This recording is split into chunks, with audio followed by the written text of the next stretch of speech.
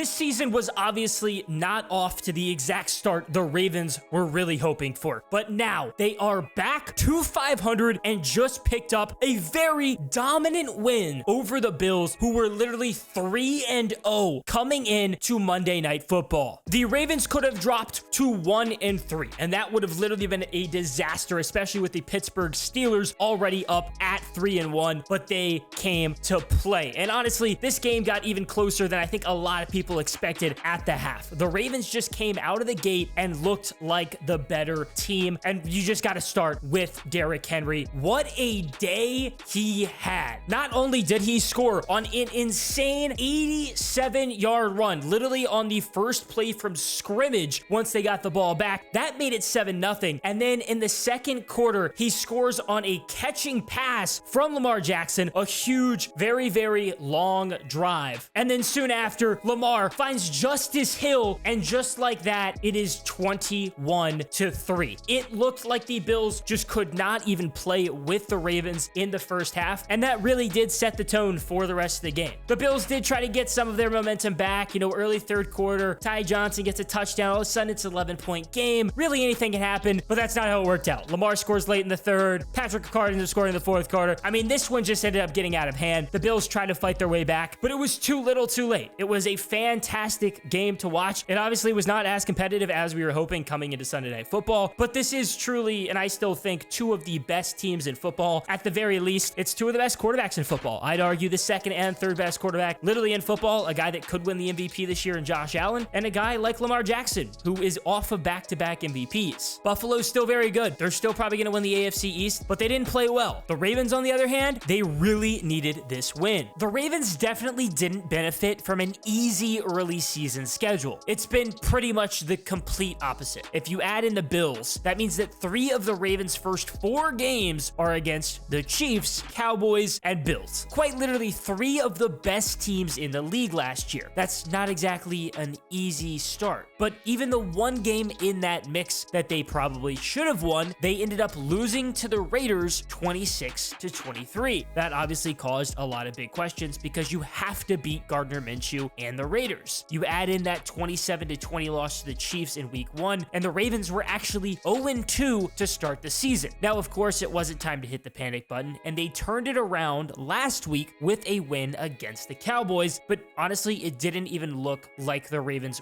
wanted to win that game late. I mean, they almost blew the lead super, super late. Now, they did manage to hold on 28-25, but it was ugly. And clearly, as a whole, it's just not how the Ravens wanted to start the year. And I think that some of the disappointment really is just Lamar Jackson looking kind of normal, not really otherworldly as we've come to expect. He's coming off of his second MVP, and he hasn't been insane. Now, he hasn't been bad, but the expectations for Lamar is for him to always look great, and he hasn't. He only threw 3 touchdowns through the first 3 games, add in an interception with 702 yards. Of course, that's okay when he's able to make that impact on his feet like he's able to, and of course, he had over 250 yards through the first 3 games, but he only had 1 rushing touchdown. That's nothing really crazy for his standards, and I think it's pretty clear at this point that he's maybe not the top rusher in Baltimore anymore. Maybe it is Derrick Henry. And what a signing Derrick Henry has been. We all know just how good and dominant Henry was with the Titans, and now the Ravens have gone out and brought in one of the league's top rushers to pair with the best rushing quarterback of all time. That is just a defensive nightmare for anyone, and it's been very clear. I really just can't believe the NFL let these two end up together. That is a ridiculous run game, trying to stop 2 of the league's best who literally play 2 different play styles. I don't think the passing game is nearly as scary, but I do personally really like Zay Flowers. I mean, he's already good, but I'd love to see him turn into a truly elite wide receiver at some point. For as much as people talk about how good of a runner Lamar is and,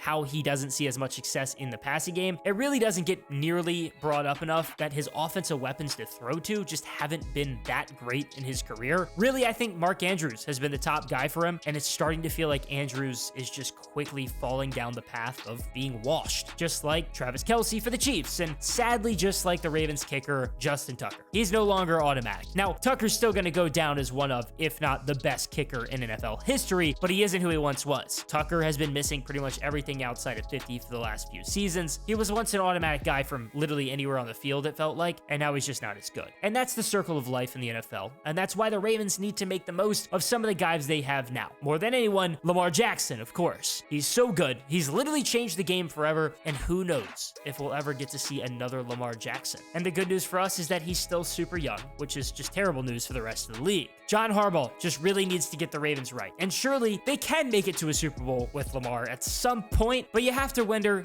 when or if it'll ever happen. The Bills are one of those teams that have been expected to be really good for the last few years. And they have been very good, but not good enough. They haven't been able to get past the Chiefs, and they haven't even been able to get past the Bengals. You know, there were worries that they had missed their window after they lost a lot of really good defensive players, and of course, Stephon Diggs this offseason. It made sense that maybe the Bills weren't going to be as good, and for the first time in a while, there weren't these insane expectations.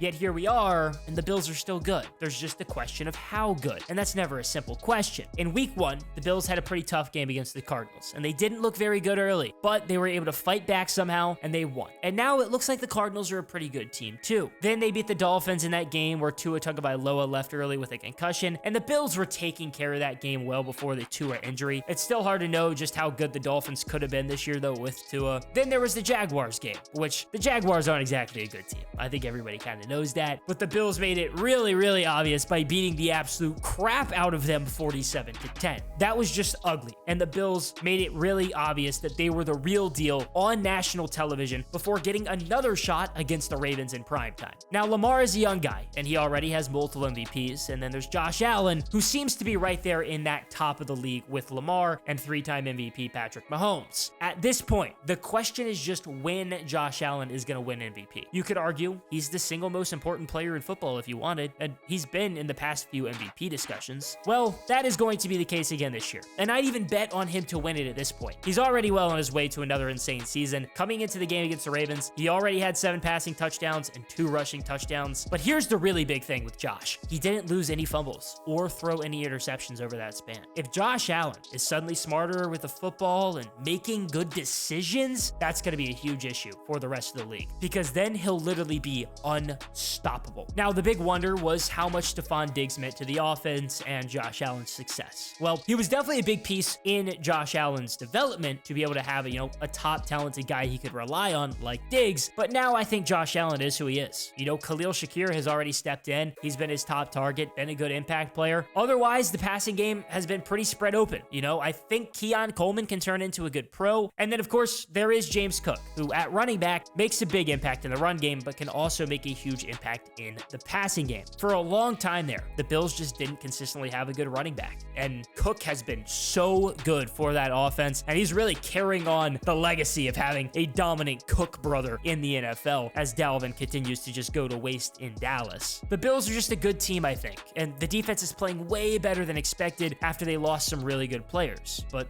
that is what Sean McDermott is there to do. That's why he's the head coach. I still don't know if the Bills can be actually good come the postseason, but for now, the Bills are doing a pretty good job trying to prove that they're still a top team to beat in the league. And even with losing a lot of talent, like we've seen happen to the Chiefs and some other really good teams, the Bills are showing that they can still play with the best and are one of the best. And probably that's just because of Josh Allen. But at some point, the Bills have to be able to actually break through.